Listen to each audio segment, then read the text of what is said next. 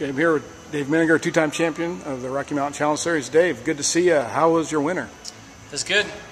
Just hung out with the new kid, spent a lot of time with him, and finally decided it was time to come work on race cars and get ready for the season. So it was good.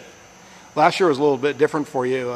6 years in the series and never finished outside the top five, and then last year you only ran half the season. What was it like being on the sidelines, and then what are you anticipating this year?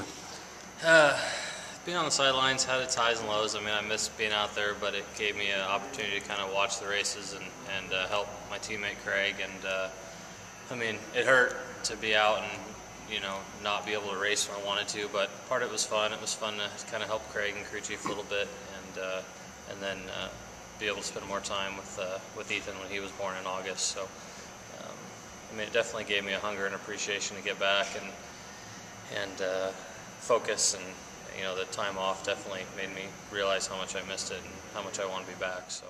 Well, this year it's the 7th year of the Rocky Mountain Challenge Series. You've won 2 championships. What are you anticipating going into this year? Going back to the same racetracks that we have been at the last couple of years, a 10-race schedule. Kind of give your plan for the year.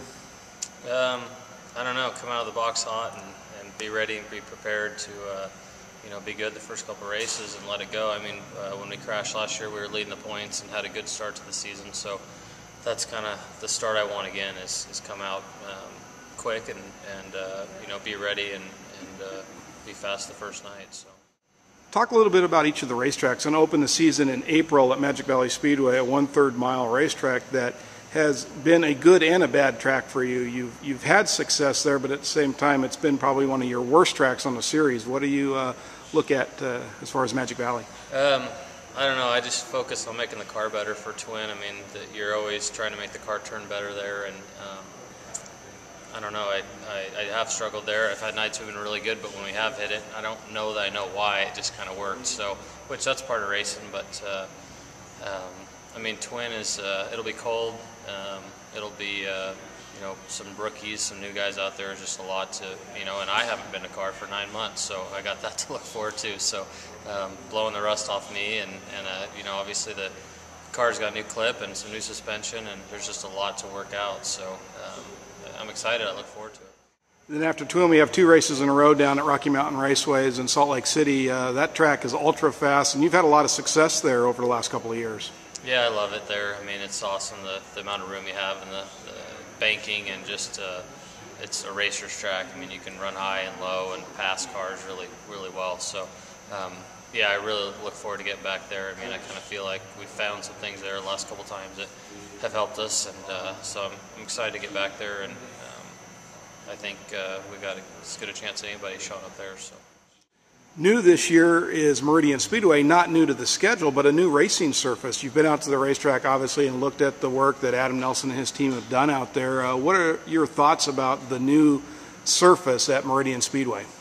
It's exciting. I mean, it takes everybody back to kind of a level playing field. I felt like I had a little bit of an advantage there because I've got so many laps there against some of the guys from out of town, but kind of starting over with the new surface, and nobody knows. It's the big unknown in the valley right now. Everybody's talking about what the track's gonna be like, and so we're gonna try to get out there in the next couple weeks and run around there and get a feel for what they've done and what the track's gonna want as far as setup and stuff. So that's another exciting thing. I mean, they've done some great improvements out there. It's awesome to have the home track facility kind of being improved, and so much excitement surrounding the season. So.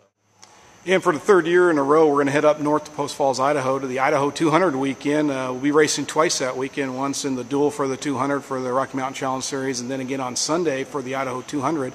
Your thoughts about this year's event? I'm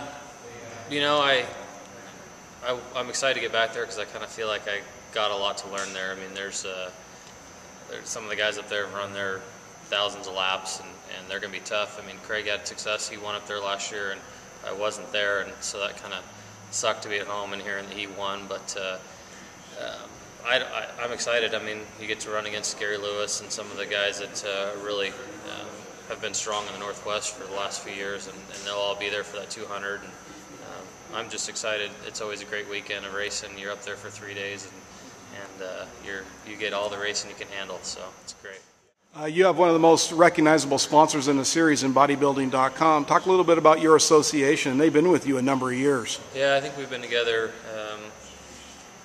8 or 9 years at least, going back to Grand American days at Meridian. Just good friends, friends I grew up with in high school, and they've been ultra successful, and bodybuilding.com's just taken off. So it's great to be able to fly their colors and have such a worldwide known company supporting me, and it's exciting to have them back this year. We got Redline and Muscle Tech coming back, and maybe a few new names on the card that we're excited about. We're still working that out. So yeah, I mean, bodybuilding.com has just been a great support for me, and couldn't do it without them. As your racing career has progressed and you've gotten better and better, it seems like, personally, you've gotten a lot better. You've gotten married, you had a kid, and you have a great job at ESI Express. Talk a little bit about balancing racing, family, work, and everything else in your life. That seems like my full-time job, just trying to balance everything. I mean, Craig is not going to race this year full-time. He's going to come help me, which is going to help me focus more on work and family. He's going to help me in the shop a little bit, and it's changing every day. My world is. I mean, the job is great, and it's we're doing really well with the CSI Express venture. So, and being at home with Ethan is about the best time I can have. I thought racing was, but hanging out with him is equally great. So I just have to focus my time, and everybody gets a little piece, and I try to balance everything and make everybody happy. And it'll be a struggle, but I'm excited to have. I got a great crew that can kind of support me as I spend more time at home and at work, and they got my back to help me. So I think the racing will still be there. I think we'll still be really competitive. Just have to work a little harder. So. Talk a little bit about the Rocky Mountain Challenge Series. It's kind of unique in its format, about the only series in the country that will invert the starting field, and so fast guys are at the rear, and you're incented to qualify well so you can start at the rear. Talk about that and growing up racing with the invert and how that's made you a better driver. Yeah, well, I never knew anything different. I mean, growing up racing at Meridian, the first race tonight was qualifying, and everybody's trying to be quick time, and you want to start in the back because that's where the passing points are, and that's where the excitement is to be quick time. I mean, that's really what starts tonight, and you go from there. So with the RMCS doing it, it was kind of a natural progression.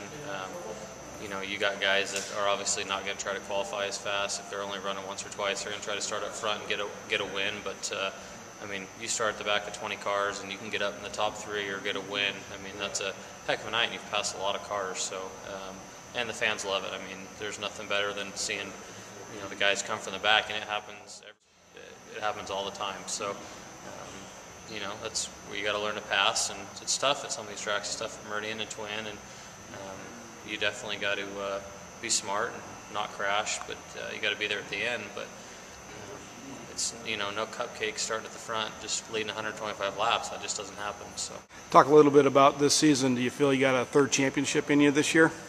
I do. I mean, I really wanted to battle Jefferson and Dylan last year, and sitting on the sideline, watching those two battle for the championship hurt. Like I said, I was leading the points and felt like I would have been right there in the middle with them, and both of them are good friends of mine, and we would have had a blast. So, and neither one of them are running with us full time this year. So, that kind of sucks. If I win, I want to beat the best. So, but there's some new guys coming in, Brett Thompson, and some guys that are really fired up to run well. And I mean, I think we have it in us. We got a very focused team, and that's definitely our goal.